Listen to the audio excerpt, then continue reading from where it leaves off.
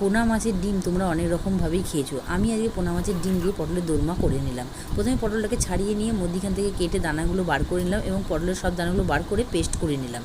Paste করা হয়ে যাওয়ার পর কড়ার মধ্যে তেল দিয়ে দিলাম এবং পোনা মাছের ডিমটাকে দিয়ে নুন হলুদ দিয়ে মাছের ডিমটাকে ঝুড়ো ঝুড়ো করে ভেজে নেব।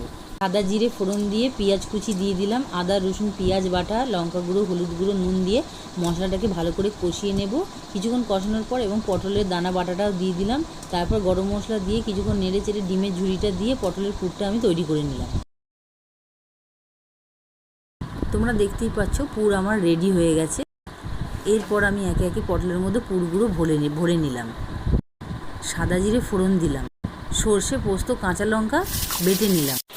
মশলাটা আমার পেস্ট করা হয়ে গেছে। এবার আমি পেস্ট করা মশলাটা দিয়ে দেবো। এবার একে একে হলুদ গুঁড়ো, লঙ্কা গুঁড়ো, নুন দিয়ে সামান্য কষিয়ে নিয়ে অল্প পরিমাণ জল দিয়ে পটলগুলো দিয়ে দেবো এবং পটল